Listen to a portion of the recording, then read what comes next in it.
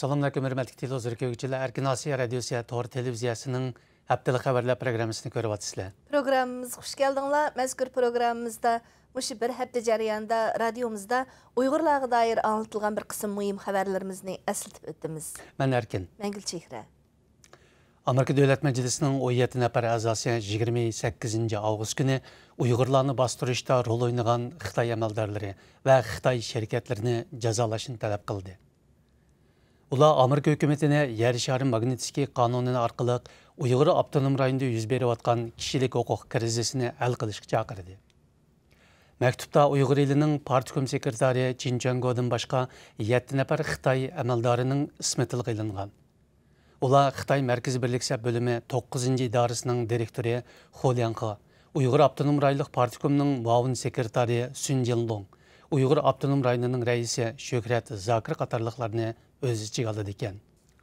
Muxbirimiz egalligan ma'lumotlardan oshkorlanishicha, Keriya noyisida ota-onasi tangli yig'ilish lageriga akitilgan bolalar Farishtalar maktabi deb nom berilgan yataqlıq darıltamlarga o'rinlashtirilgan.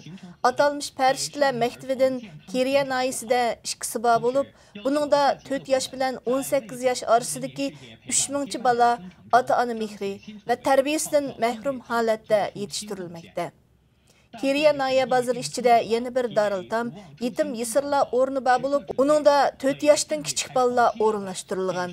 Ata-ana mehri terbiyesi ve aile muhitinden ayrılıp gelişinin bu ballarının ruhi dünyasına qaysı derecede ziyan zahmetlerini selivatkanlığı güçlük endiş payda kılmakta. 2009 yılı Guantanamo'daki hərbi türmüden koyup verilip, Bermuda'ga orunlaştırılgan Xelil Mahmud, Abdullah Abdüqadir, Abdülkim Turahun ve Salahidin Abdul Ahad qatarlıq 4 nəfər Uyğurğa aradan 9 yıl ötkəndə, yani 27 avqust günü Bermuda pasportu taqıtıb verilген. Şunundan bu yan onların kanuni salahiyeti bulmaslıq tarixi axırlaşqan. Aynı vaqtda Amerika hökuməti bu Uyğur məhbuslarını xata vaqtda, xata orunda qolğa düşüb qalğan. Ular düşmən cəngçisi əməs dəb türmədən qoyub bəgən, həm Bermudaga orunlaşdırılğan idi. Tashqi va xotanlarda masjidlarni ixchamlash nomida elib berilayotgan masjid cheqish to'lqini Aqsu viloyati tavasidami davom qilmoqda. Muxbirimizning eng yaqinqi aniqlashlaridan ma'lum bo'lishicha, To'qson oyisining Yulduzbog' bozorida bor bo'lgan 20 masjiddan 11 masjid cheqib etilgan. Bozor ichidagi cheqib etilgan qadimgi masjidlardan To'pi Eriq va Gulbog' masjidlarining o'rniga Xitoy qurilish shirkatlari aholilar o'ltiraq binosi salgan. Uyg'urlarning tarixiy madaniyat mirosi bo'lgan qadimiy masjidlarning zo'r bir qismining buzg'unchilikqa uchrashi kuzatuvchilarning diqqatini qo'zg'amoqda. Amerika Dövlət Məclisi qarmağıdakı Amerika-Xitay İqtisadi Bexatarlik Komiteti yaqında Xitay Mərkəzi Birliksə bölümünün dövlət içi və sirtidagi faoliyatlar haqida məxsus doklad e'lon qildi. Məzkur komitet Xitay Mərkəzi Birliksə bölümü və onun 9-cı işxanasının Xitayның besim siyasətini chet ellərdə yaşayotgan Uyğur cəmiyyətinə kengaytish üçün hərəkət qılayotganlığını bildirdi.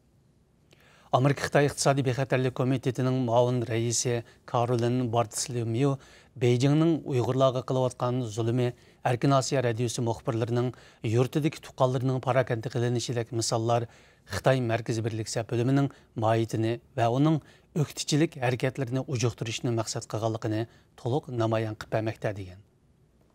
Yaqında Turkiyada yashayotgan Uyg'urlardan Beliq qiz Habibullah ziyoratimizni qabul qilib, Ürümchida tutqun qilingan yo'ldoshi Hasan Avudin va izdirkini olamayotgan qizi Sakina haqida ma'lumot berdi. Uning aytishicha, Xitoy doiralari uning Ürümchida qolgan yo'ldoshi Hasan Avudinni 2017-yili 1-aprel Kashqurun uyidan tutib ketgan. Bilqiz xonim shundan buyon andila 3,5 yoshga kirgan qizi Sakinadan xabar olamagan. Hozir Turkiyada yashayotgan Turg'unjon Tursunning aytishicha, uning ayoli va bolalari hamda urug' tuqqanlari 2015-yili 9-oydan boshlab tutqun qilingan. Uning ayoli Arzugul Tursun va o'g'illari 7 yoshlik Sayfullah va 5 yoshlik Mujohid bilan birlikda Yakanda tutib ketilgan. Hörmətli televizor görgüçülər, yuqorida Erkin Asiya Radiosu Tor televiziyasının haftalik xəbərlər proqramını gördük. Kelar hafta görüşəyilik.